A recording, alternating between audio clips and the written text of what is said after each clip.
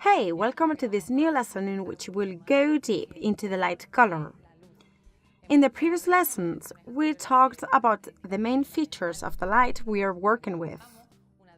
One of them is the light intensity, that is, the amount of light we adjust with the aperture, shutter speed, and ISO.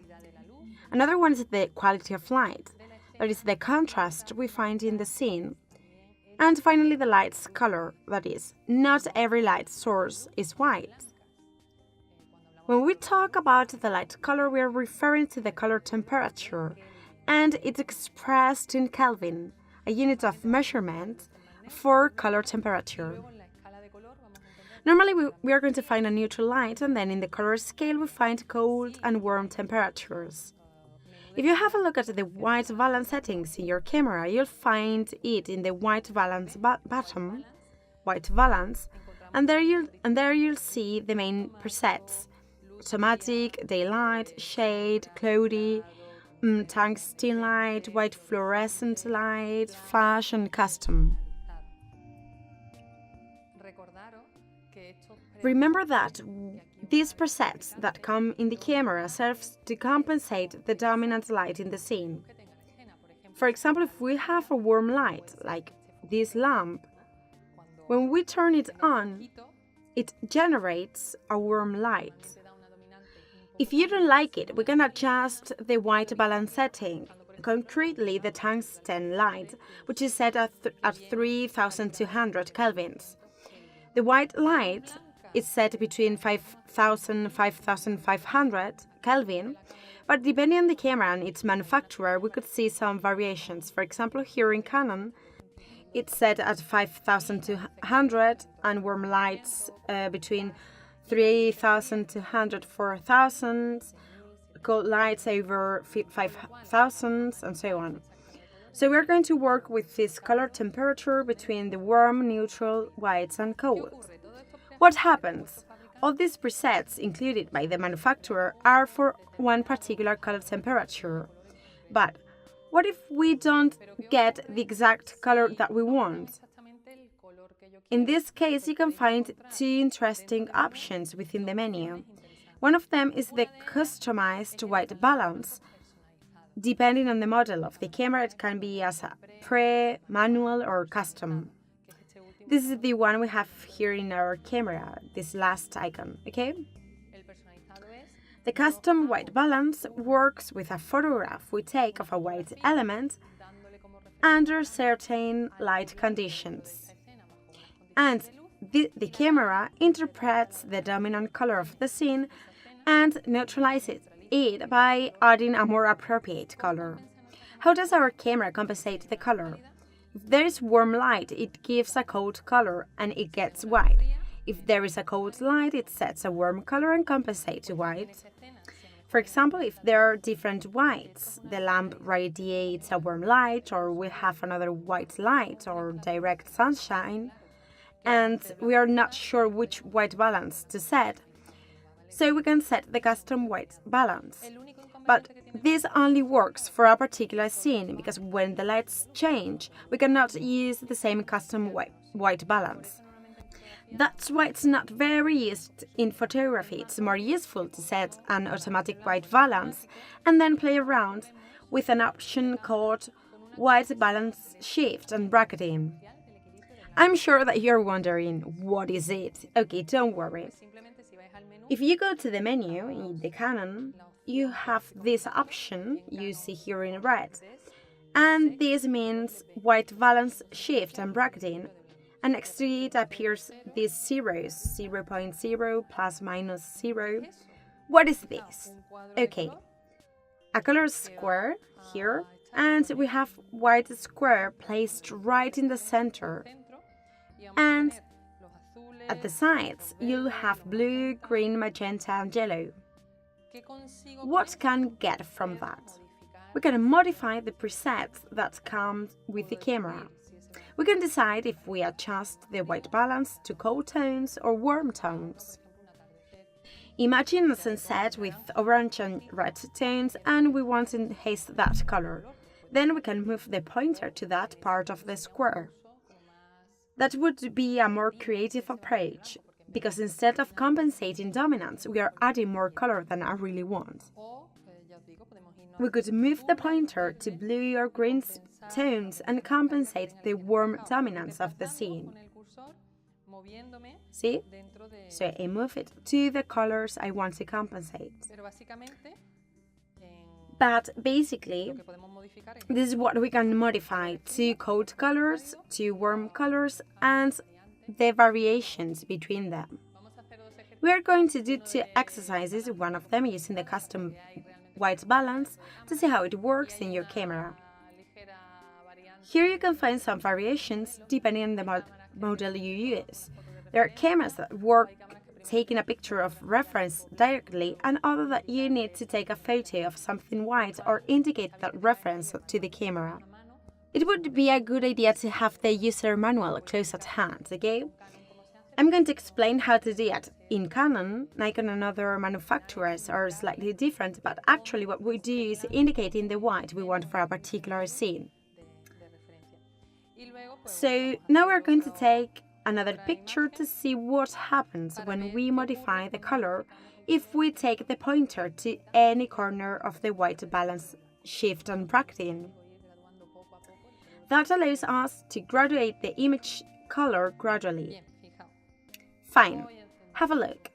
I'm going to turn the slide on and place it here. We have a warm light and another one a little bit neutral, and I'm going to take a photo selecting the daylight white balance, the sun icon, because this white balance is used when we have a neutral or white light, and it's going to show me the dominant color in our scene. I'm going to take the photo. First, remember to adjust aperture, shutter speed and ISO, and set the exposure method to 0, and shoot.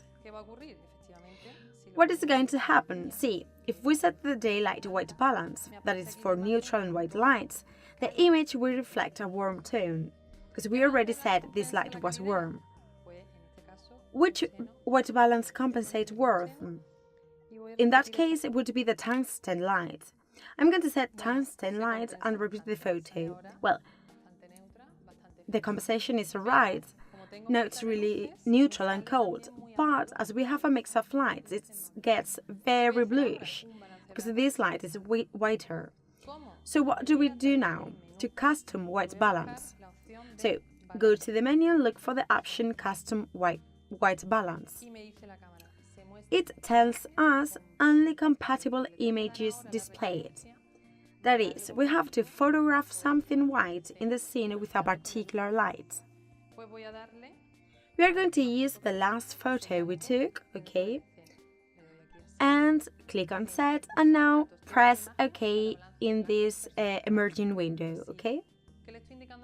With this, we are ordering the camera to take the white part, check the dominant color, and then compensate it as properly as possible, okay? Hit OK, and then click OK here as well. Then go back to the menu and select Custom White Balance and repeat the photo. That's it. If you have a look, before it was a bit colder and now it's more neutral. It's not as warm or cold as before either, okay? So the custom white balance, it's a nice option when you have different types of lights or when the presets are not convenient. The disadvantage of this setting is, as I said, is that it only works when using the same light conditions. If I turn this light off, the scene lighting has changed and it won't serve the same setting. If we are using different type of lights, the automatic white balance could be a good option. What happens, as every automatic mode is going to apply the settings that the camera decides more convenient. Sometimes it will give right results, but others not. For that reason, if you're not sure about the custom white balance, it's also slower and a bit difficult. Another useful and practical option is to apply the automatic white balance. Okay, let's take a photo. And then we realize that the automatic white balance gives a slightly warm hue.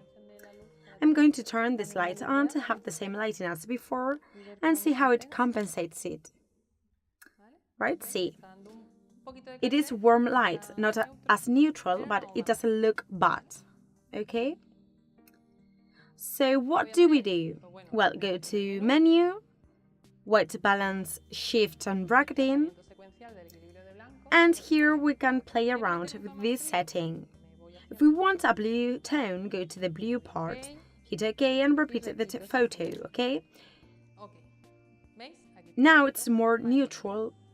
So, as I said, if you're not happy with any of the manufacturer presets, you can custom, use the automatic one, or even play with the white balance, shift and bracketing. Although the white balance, shift and bracketing is something you can apply to anything. Daylight, tungsten, cloud, shade, you can set any of these presets will use. Let's do now an exercise with this composition here just to see how the color of the scene changes and take it into a warm or cold tone. Practice with anything you have, colorful and also with whites as well, like this, so that you can see the changes between whites and colors, in order to have at the end a better result in photography. All these presets within the menu helps to get the photo as we need. When working with JPG, this white balance is going to affect your JPG. If you work with RAW, the white balance is something we'll need to adjust later in a RAW development system. Normally for this course it's not necessary to work with RAW, but you can work with either JPG and RAW or only RAW, okay? In this case, it will be better if you set your cameras in JPG mode, okay? Because we are just testing. Okay, so let's do another exercise to revise the white balance and the white balance, shift and bracketing. That is, when working with JPG, how we adjust the color to obtain the results we want within a scene. We can use the white balance presets, or in this case I'm going to apply the automatic white balance, but at the same time using the white balance, shift and bracketing. That is, adjusting the color according to the limits offered by the manufacturer. Blue, green, magenta, yellow, orange tones, and so on. I'm going to set the white balance as I like to get warmer photos. Let's do some of them and then decide which one we want.